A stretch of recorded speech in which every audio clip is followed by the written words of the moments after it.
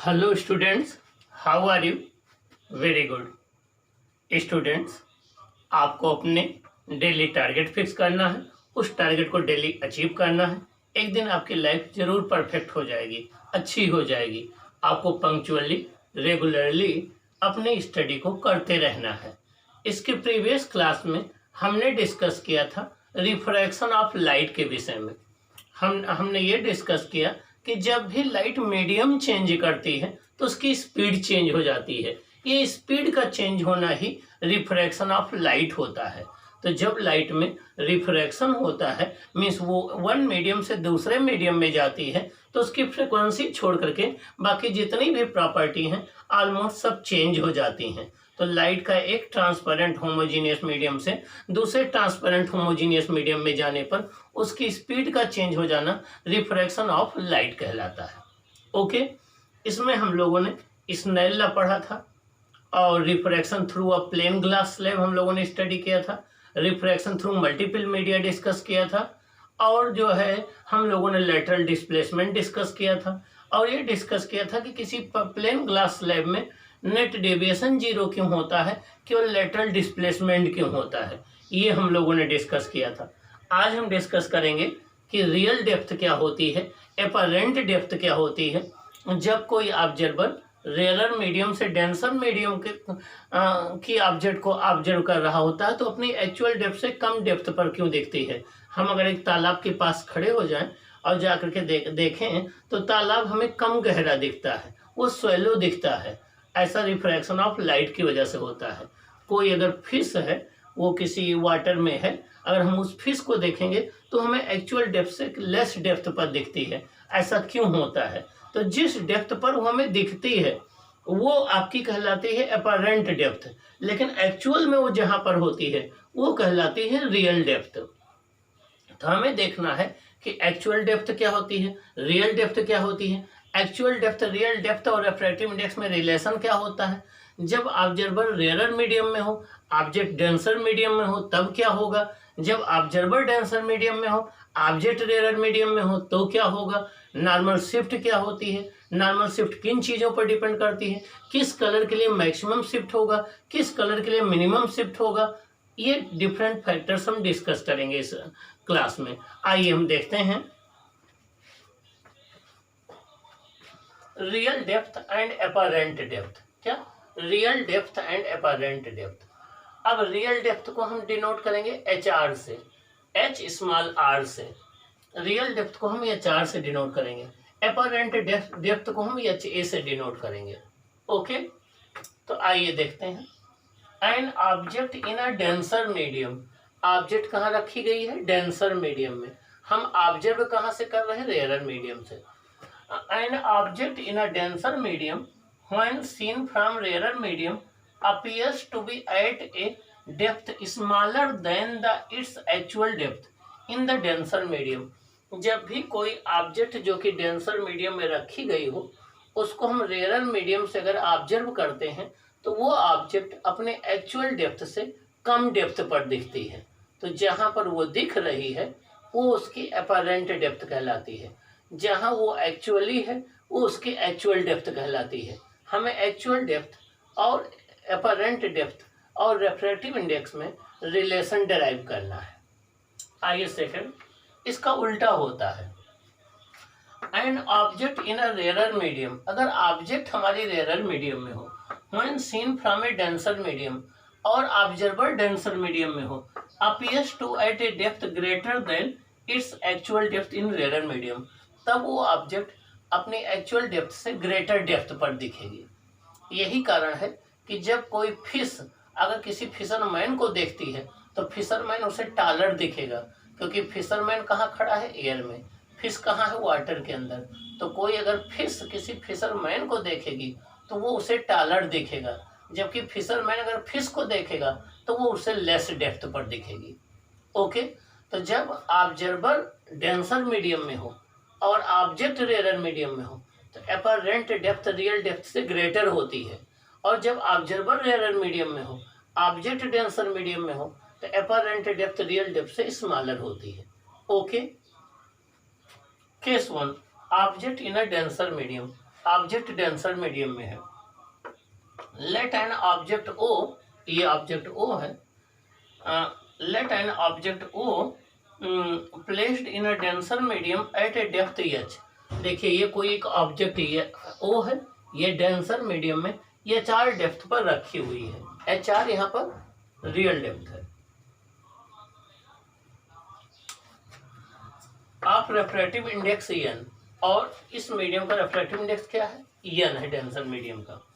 Observer is in a rare medium, observer जो है ये यहाँ पर ऑब्जर्वर है, ये रेयर मीडियम में है। तो आइए देखें, ये आपका डेंसर मीडियम है, ये रेयर मीडियम है, ये आपका डेंसर मीडियम है, ये रेयर मीडियम है, ये दोनों का इंटरफेस है। ये कोई का ऑब्जेक्ट ओ है जो कि यहाँ फ्री सरफेस से इंटरफेस है, यह 4 डेप्थ पर रखी हुई है, और ऑब्जर्वर यहाँ पर है। आइए देखें, इस ऑब्जेक्ट से हमें इस ऑब्जेक्ट से एक लाइट रे सीधे नॉर्मल चलती है, सीधे निकल जाती है। दूसरी लाइट रे यहाँ से चलती है, ऑब्लिक यहाँ पॉइंट ए पर इंसिडेंट होती है। ए पर हम नॉर्मल ड्रा करते हैं n1 n2, ए पर हम नॉर्मल ड्रा करते हैं n1 n2। ओ ए इंसिडेंट रे हो गई, और ओ ए और नॉर्मल n1 के बीच में ये जो एंगल बना, ये एंगल ऑफ इंसिडेंस आई हो जाएगा, ये एंगल ऑफ इंसिडेंस आई हो जाएगा। अब ये डेंसर मीडियम है, ये रेयर मीडियम है। लाइट डेंसर से रेयर में जा रही है तो नॉर्मल से दूर हट जाती है। It bend away from the normal, it bend away from the normal.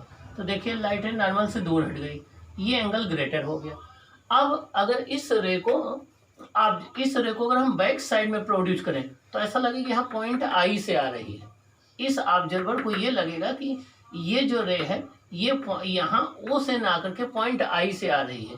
इस ऑब्जर्वर को ये ऑब्जेक्ट यहाँ पर दिखेगी, इस ऑब्जर्वर को ये ऑब्जेक्ट यहाँ न दिख करके यहाँ पर दिखेगी, ये ऑब्लिक देखेगा। तो अब ये जो डेप्थ है ये कहलाएगी अपरेंट डेप्थ, और ये डेप्थ कहलाएगी रियल डेप्थ। आपका ये एंगल आई है, ये एंगल भी आई हो जाएगा, अल्टरनेट एंगल हो जाएंगे। ये दोनों पैरेलल लाइन है, ये एक ट्रांसवर्जल लाइन कट कर रही तो ये दोनों अल्टरनेट एंगल हो जाएंगे। ये एंगल आई है तो एंगल आई हो जाएगा, ये एंगल आर है तो ये आर एंगल हो जाएगा, करस्पॉन्डिंग एंगल हो जाएगा। हमारे पास ट्रायंगल है CAO, CAO ये 90 डिग्री हो जाएगा, ये एंगल आर है, ये एंगल आई है।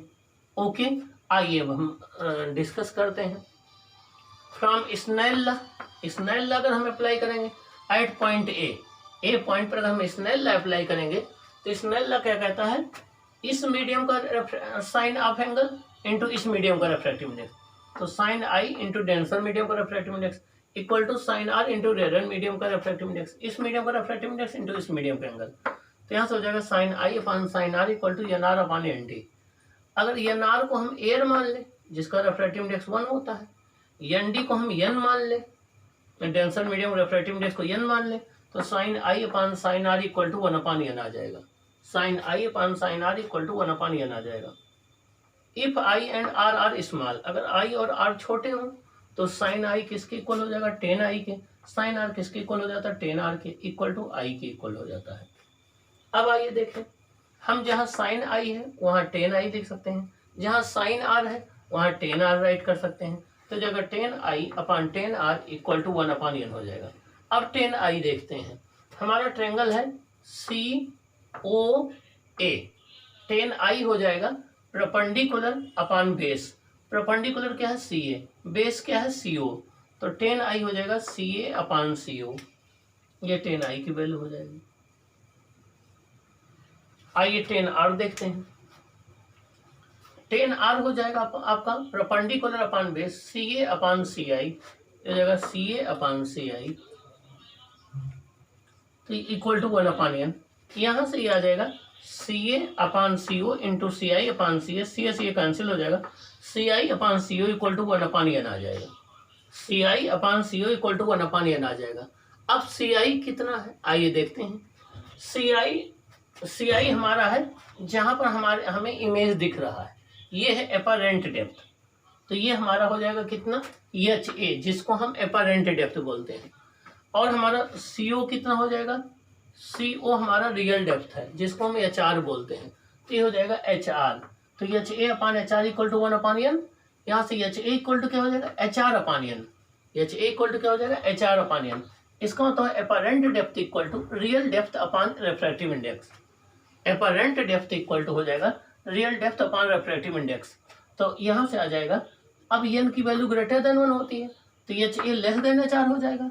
इसका मतलब ये हो गया कि जब ऑब्जर्वर रेयर मीडियम में होगा, ऑब्जेक्ट डेंसर मीडियम में होगी, तो जो वो ऑब्जेक्ट उसको लेस डेप्थ पर दिखेगी, ठीक है ना। So object appears at less depth than that of actual. Okay, अब हम देखना चाहते हैं कि कितना शिफ्ट हो जाएगी पोजीशन में। एक्चुअल पोजीशन ये है, दिख यहाँ पर रही है, तो नॉर्मल शिफ्ट कितनी हो जाएगी, ओ आई की इक्वल। कितनी शिफ्ट हो जाएगी, ओ आई की इक्वल। तो हम देखेंगे कि नॉर्मल शिफ्ट कितनी हो जाएगी। तो देखिए नॉर्मल शिफ्ट हो जाएगी डी इक्वल टू ओ आई। अब ओ आई कैसे निकालेंगे, सी ओ में से सी आई को माइनस कर दें तो हो जाएगा आपका D equal to O I equal to हो जाएगा H R minus H A. तो हो जाएगा D equal to H R, और एच ए की वैल्यू अभी मैंने निकाला है, एच आर अपान एन है, तो हो जाएगा D equal to H R 1 minus 1 upon N. ये नॉर्मल शिफ्ट आ जाएगा, ये नॉर्मल डिस्प्लेसमेंट बोलते हैं। अब नॉर्मल शिफ्ट देखिए दो बातों पर डिपेंड कर रही है। एक तो डेंसर मीडियम की थिकनेस पर, अगर डेंसर मीडियम थिकनेस ज्यादा होगी तो नॉर्मल शिफ्ट ज्यादा होगी, अगर डेंसर मीडियम थिकनेस कम होगी तो नॉर्मल शिफ्ट कम होगी। दूसरा डिपेंड करता है रिफ्रैक्टिव इंडेक्स पर, रिफ्रैक्टिव इंडेक्स ज्यादा होगा तो नॉर्मल शिफ्ट ज्यादा होगी, रिफ्रैक्टिव इंडेक्स कम होगा तो नॉर्मल शिफ्ट कम होगी। ओके, आइए वेवलेंथ से देखें। वेवलेंथ जो है रिफ्रैक्टिव इंडेक्स वेवलेंथ के इनवर्सली प्रोपोर्शनल में होता है। तो वायलेट कलर का जो है, वायलेट कलर का मैक्सिमम शिफ्ट होगी रेड कलर के कंपेरिजन में, क्योंकि वायलेट कलर का जो रिफ्रैक्टिव इंडेक्स है सबसे मैक्सिमम होता है, इसकी वेवलेंथ सबसे मिनिमम होती है।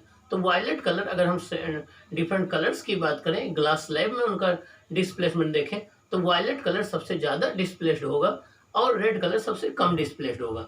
तो अगर हम किसी एक ग्लास स्लैब को एक प्रिंटेड लेटर के ऊपर रख दें तो सबसे ज़्यादा शिफ्ट वायलेट कलर होगा, तो वायलेट सबसे ऊपर दिखेगा, रेड सबसे कम होगा तो रेड सबसे नीचे दिखेगा, तो वायलेट से रेड की तरफ दिखेगा।